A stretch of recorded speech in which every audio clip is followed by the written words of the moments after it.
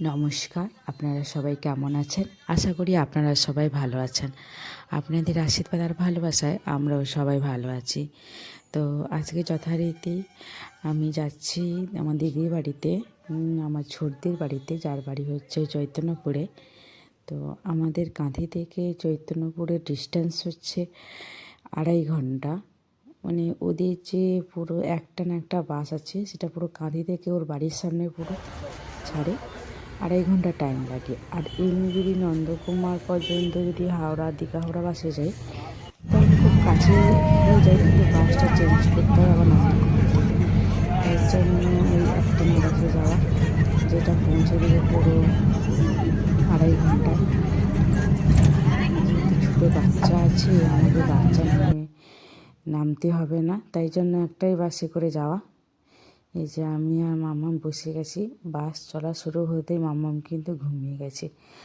ও না বাসে, তারপরে বাইকে, টোটোতে ও যখনই বসে, ও কিন্তু একটু বাস চলা শুরু করলে বা বাইক চলা শুরু করলে বা টোটো চলা শুরু করলেই ঘুমিয়ে যায়। যাই হোক, আমি কিন্তু ঘুমোইনি, যেহেতু কোলে বাচ্চা ঘুমোচ্ছে, আমি ঘুমোই না। ও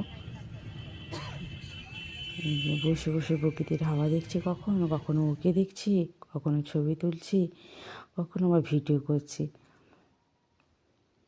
বাচ্চা কোলে নিয়ে প্রথম বাসে করে জার্নি কিন্তু আমার ফার্স্ট টাইম, তাও এইভাবে একা যাওয়া।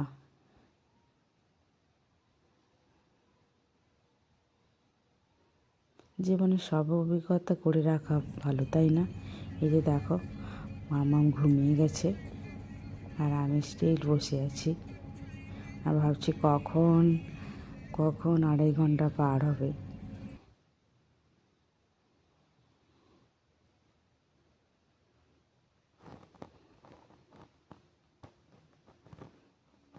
অনেক দিন পরে বাসে কিন্তু করে যাচ্ছি। যাই হোক, প্রচুর আনন্দ মনে একটা, যে দিদির বাড়ি অনেক দিন পরে যাচ্ছি।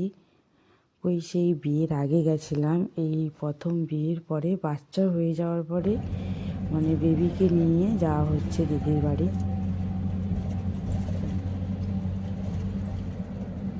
এবারে মামা উঠে পড়েছে, ওই জন্য ও উঠে পড়েছে আর কিছুক্ষণ পরেই নামবো।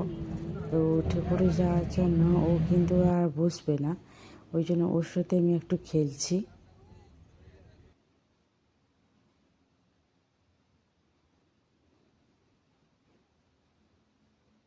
এই যে আর নন্দকুমার হাইরোডের কাছে পেরিয়ে বাসটা দাঁড়িয়ে আছে। আমরা দিদির বাড়ি খুব কাছাকাছি চলে এসেছি, আর কিছুক্ষণের পরেই চৈতন্যপুর রাস্তার দিকে আমরা পৌঁছে যাব।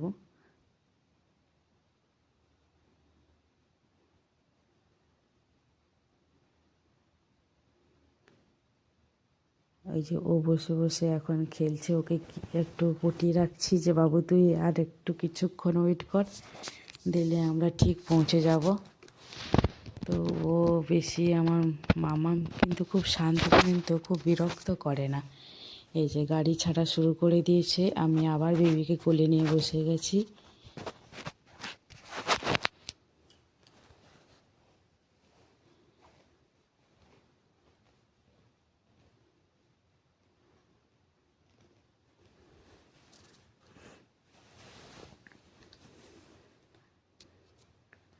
চৈতন্যপুর রাস্তায় আমরা কিন্তু এরপরে ঢুকে গেছি, আর জাস্ট 10 মিনিটের অপেক্ষা, তারপরেই কিন্তু আমরা দিদির বাড়ি চলে আসো। সেই 2.5 ঘন্টা ধরে টানা বসে আছি আমরা। আর বাসটা না খুব ভালো ছিল, জানেন তো, তার থেকেও ভালো ছিল কন্ডাক্টর কাকু। এত হেল্প করেছে, বেবিকে নিয়ে আছে বলে আমার পাশের সিটে কাউকে বসতে দেয়নি। যাই হোক, আমি নেমে পড়েছি। এই যে দিদি আসছে আনতে, ও তো খুব খুশি। এই যে ও বলে, দে তোর বেবিকে আমাকে দে, বাচ্চাকে আমাকে দে, আর তুই ব্যাগটা নিয়ে আয়। এই যে যাচ্ছি ওর বাড়ির দিকে। ওর বাড়িটা একটু ভেতরে, কিন্তু বেশি ভেতরে এই জন্য তো তোকে ফুল হাতা জামা পরে দিচ্ছি। জাস্ট 5 মিনিট হাঁটলে ওর বাড়ি।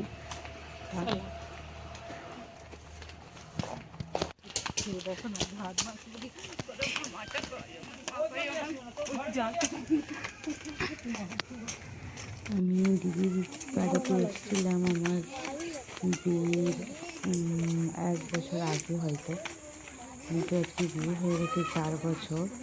তারপরে দিদিকে নিয়ে এই প্রথমবার আসা দিদি বাড়িতে। জানি ঘর বাসের মধ্যে কিছুতেই খাবেনি যারা যারা আমার ভিডিও প্রথমবার না, দেখছেন, গন্ধ না, অবশ্যই ফাঁকা তারা বুঝছে। আমি subscribe আমি করতে বাচ্চাকে লিখে ভুলবেন বুঝছি বলি কি তো, কন্ট্রাক্টরটা না। আর এত ভালো। অবশ্যই আমার ভিডিও ভালো লাগলে লাইক কমেন্ট শেয়ার 70 করবেন। টাকায় নিয়েছে, আর আমার না অন্য ভিডিও কাউকে বসায়।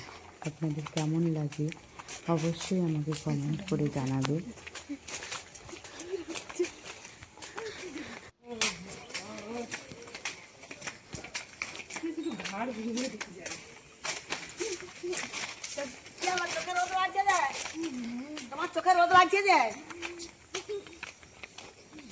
দিদিকে সবাই একে একে করে জিজ্ঞেস করছে কে এসছে, কে এসছে, কাকে কোলে নিয়ে যাচ্ছ।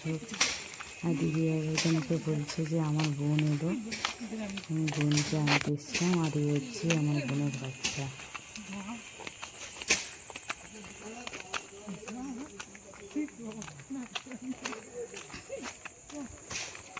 এই যে সামনেই আমার দিদির বাড়ি, আর একটা গেলে এই যে দিদির বাড়ি চলে এসছি। দিদি খাচ্ছে।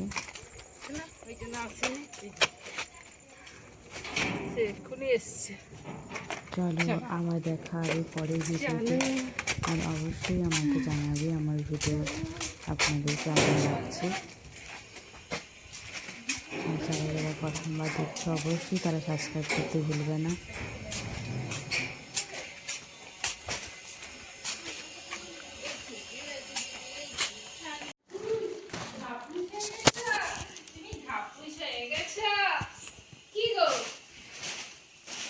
মাছটা সেবা রাখ।